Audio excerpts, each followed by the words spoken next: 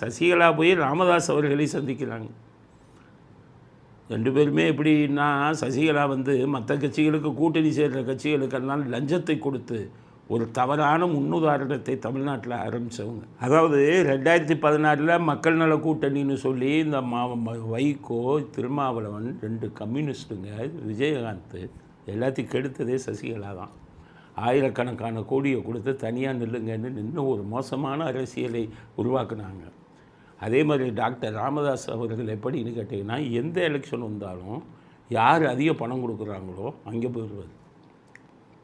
ராஜ்யசபா சீட்டு பையனுக்கு பணம். 2 பேருமே கொள்கை இல்லாதவர்கள். கொள்கை இல்லாத 2 பேரும் இன்றைக்கி ஒருத்தர் சந்திக்கிறாங்க. என்னன்னு கேட்டால் கூட்டணியா? என்ன கூட்டணி?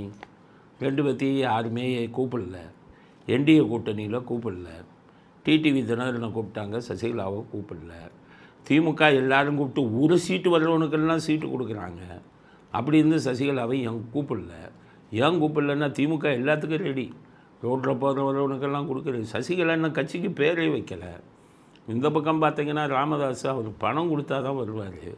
அதனால் அவங்க 2 பேர்த்தையும் விட்டாங்க. ஸோ இன்றைக்கி இந்த 2 பேரும் போய் ஒருத்தர் சந்திக்கிறாங்க. சசிகலாவுக்கு ஆளுயர மாலை போடுறாங்க ராமதாஸ் அவங்க இதில்.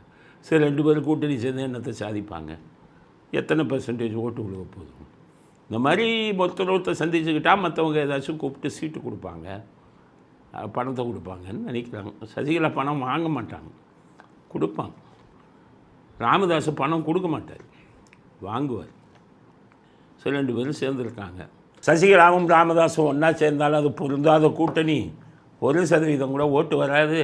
அதனால் தமிழ்நாடு அரசியலில் எந்த மாற்றமும் வராது அப்படிங்கிறது தான்.